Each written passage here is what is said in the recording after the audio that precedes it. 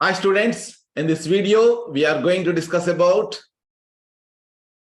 various elements of cost. వ్యయానికి సంబంధించిన ముఖ్యమైన మూడు అంశాలను మనం డిస్కస్ చేసుకోబోతున్నాము.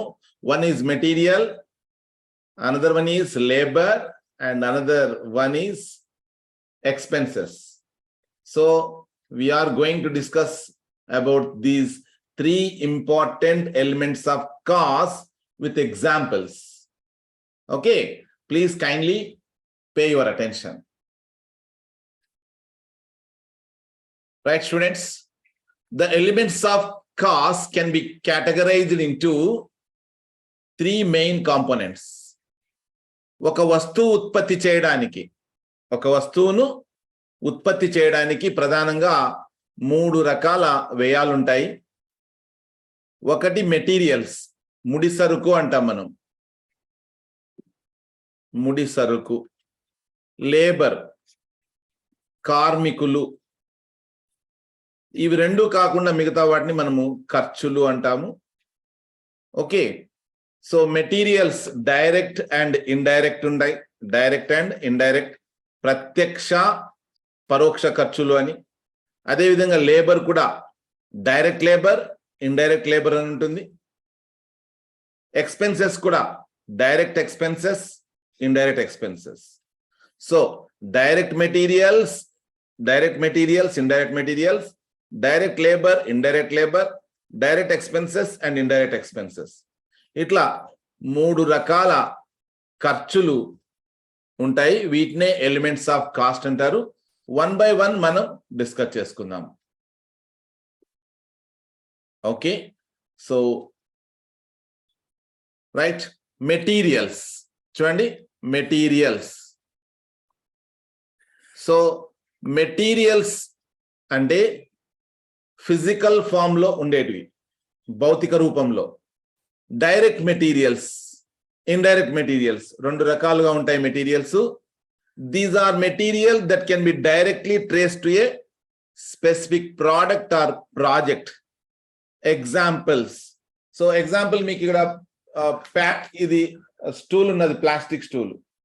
ఓకేనా, ఈ స్టూల్లో కంటికి కనిపిస్తున్న చూడండి ప్లాస్టిక్, ఇది మనము డైరెక్ట్ మెటీరియల్ గా చెప్పుకోవచ్చు మనం. అదొక్కటే కాదు, ఏదైనా ఫర్నిచర్, ఎగ్జాంపుల్ ఒక బెంచ్ తయారు చేసామనుకోండి, ఆ బెంచ్ కు ఉపయోగించే చెక్కను మనము డైరెక్ట్ మెటీరియల్ గా చెప్పుకోవచ్చు. అదేవిధంగా కన్స్ట్రక్షన్ ప్రాజెక్ట్ లో స్టీల్ ను డైరెక్ట్ మెటీరియల్ గా చెప్పుకోవచ్చు. ఇక బట్టలు ఉన్నాయి కదా, ఈ బట్టలకు మనము ఫ్యాబ్రిక్ వాడతాం. సింథటిక్ కావచ్చు, కాటన్ కావచ్చు. ఎగ్జాంపుల్ ఈ టీషర్ట్, కాటన్ టీషర్ట్. సో దీనికి వాడే మెటీరియల్ ఏమి అంటే కాటన్. ఇది డైరెక్ట్, అంటే గార్మెంట్ ప్రొడక్షన్ లో, అంటే డ్రెస్సెస్ ను ఉత్పత్తి చేసే పరిశ్రమలో వాడే కాటన్ మెటీరియల్ ను మనము డైరెక్ట్ మెటీరియల్ గా చెప్పుకోవచ్చు. సో దీని మీనింగ్ ఏమంటే, డైరెక్ట్ మెటీరియల్ అంటే directly trace to A specific product or project. Simple గా చెప్పాలి అంటే మీకు కంటికి కనిపిస్తుంది, ఇది ప్రోడక్ట్ లో అంతర్భాగం అయిపోయి ఉంటుంది అనమాట. ఇది బయటికి కూడా విజిబుల్. ఓకే, అదే ఇండైరెక్ట్ మెటీరియల్ చూడండి.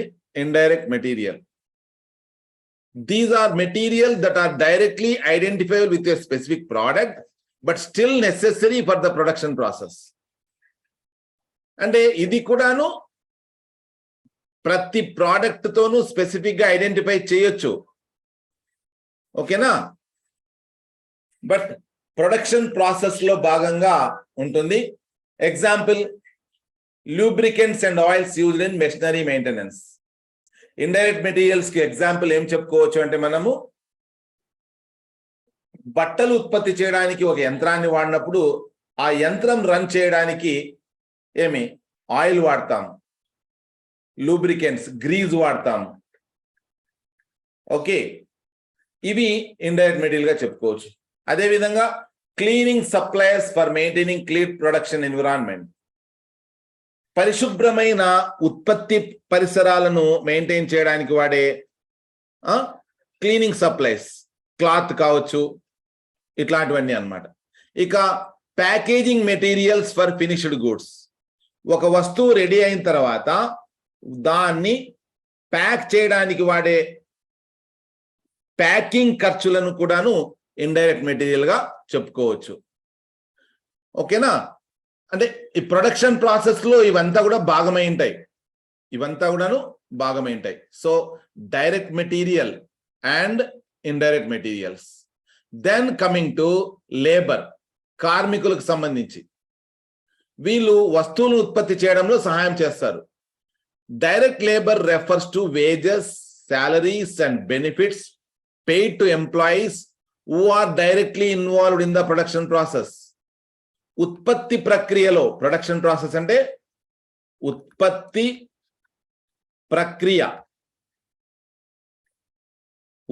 ప్రక్రియలో నేరుగా ప్రత్యక్షంగా జోక్యం చేసుకున్న వ్యక్తులకు చెల్లించే వేతనాలు, జీతాలు మరియు వాళ్ళకు మరి వేరే ఇంకా ఏమైనా ప్రయోజనాలు కల్పించింటే ఎగ్జాంపుల్ బోనస్, ఇట్లాంటివన్నీ కూడా వేతనాలు, జీతాలు, బోనస్ లాంటివి డైరెక్ట్ లేబర్ కింద వస్తాయి. Example assembly line workers in a manufacturing facility. Example నీవు కూడాను కియాలో వర్క్ చేసావు, నువ్వు కియాలో లైట్స్ సంబంధించిన దాంట్లో వర్క్ చేశాను. వర్క్ చేసినప్పుడు నీకు చెల్లించే జీతాన్ని అసెంబ్లీ లైన్ లోనే ఉన్నాను అంటే ఈ లైట్స్ మళ్ళీ ఏం చేస్తారు, అసెంబ్లీ చేస్తారు కారుకి. ఓకేనా? సో నీకు చెల్లించే వేజెస్ ను మనము డైరెక్ట్ లేబర్ గా చెప్పుకోవచ్చు. అదేవిధంగా construction workers at a building site, బేల్దార్లు, మేస్త్రీలు, వాళ్ళకు చెల్లించే డబ్బులను కూడాను మనము డైరెక్ట్ లేబర్ గా చెప్పుకోవచ్చు. ఓకేనా? టెక్నీషియన్స్ పర్ఫార్మింగ్ ఎక్విప్మెంట్ మెయింటెనెన్స్, యంత్రాలను ఏం చేస్తుంటారు, నడిపిస్తుంటారు. నడిపించే వ్యక్తులకు సాంకేతిక నిపుణులు అంటాము, వాళ్ళకు చెల్లించే వేజెస్ కానీ శాలరీస్ కానీ ఏమంటామంటే డైరెక్ట్ లేబర్ అంటాము. మరి then what about indirect labour? పరోక్ష, ఓకేనా, పరోక్ష వేతనాలు లేదా లేబర్. So this include the wages, salaries and benefits of employees who support the production process but are not directly involved in manufacturing. అంటే వస్తువులను తమ చేతులతో ఉత్పత్తి చేసే వాళ్ళు కాకుండా ప్రొడక్షన్ ప్రాసెస్ లో ఉంటారు. అంటే కార్మికులను ఏం చేస్తుంటారు, సూపర్వైజ్ చేస్తుంటారు. సూపర్వైజర్లు, ఫోర్మెన్ ముందుండి బాబు ఇలా చేయి, ఇలా చేయకూడదు అని చెప్తుంటారు. వాళ్ళకు చెల్లించే వేతనాలు, ఓకేనా, ఒక వస్తువు సరిగా ఉందా లేదా అని చెక్ చేస్తుంటారు, వాళ్ళకు చెల్లించే జీతాలు. తర్వాత మెయింటెనెన్స్ పర్సనల్, మొత్తం అంతా సరిగా నిర్వహించే వ్యక్తుల యొక్క వేతనాలు, వీటిని ఇండైరెక్ట్ లేబర్ అంటాము. Okay, right. Next coming to expenses, ఖర్చులు. డైరెక్ట్ ఎక్స్పెన్సెస్ ప్రత్యక్ష ఖర్చులు. These are expenses that can be specifically attributed to a particular product or project. Example include cost of specific machinery or equipment used exclusively for a particular product. మంచి design తో కూడిన wedding cards ను రూపొందించడానికి బెంగళూరు నుంచి లేదా హైదరాబాద్ నుంచి ఒక ప్రత్యేకంగా ఒక మెషిన్ ని తెచ్చామనుకోండి, ఆ మెషిన్ ని బాడుకు తెచ్చామనుకోండి, ఆ దానికి పెట్టిన ఖర్చులను మనము డైరెక్ట్ ఎక్స్పెన్సెస్ అనుకోవచ్చు. స్పెసిఫిక్ మెషినరీ, ప్రత్యేకంగా ఒక యంత్రాన్ని, ఒక వస్తువును ఉత్పత్తి చేయడానికి, exclusively for a particular product, ప్రత్యేకంగా ఒక వస్తువును ఉత్పత్తి చేయడానికి వాడిన యంత్రం యొక్క ఖర్చును మనం డైరెక్ట్ ఎక్స్పెన్స్ అనొచ్చు. అదేవిధంగా licence fee for software use in product development, వస్తువును రూపొందించడానికి ఏదైనా సాఫ్ట్వేర్ వాడితే దానికి పెట్టిన లైసెన్స్ ఫీజు డైరెక్ట్ ఎక్స్పెన్స్ గా భావించవచ్చు.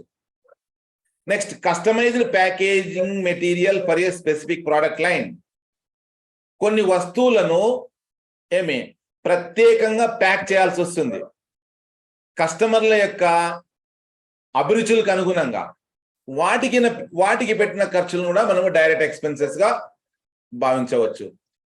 ఓకే, అదేవిధంగా ఇండైరెక్ట్ ఎక్స్పెన్సెస్.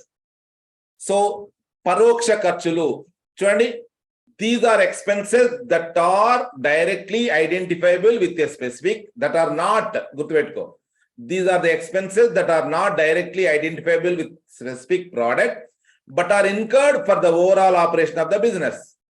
వ్యాపారాన్ని ఓవరాల్ గా నిర్వహించడానికి పెట్టిన ఖర్చులు అన్నమాట. ఇది పలానా ప్రోడక్ట్ కి ఖర్చు అయిందని చెప్పలేం.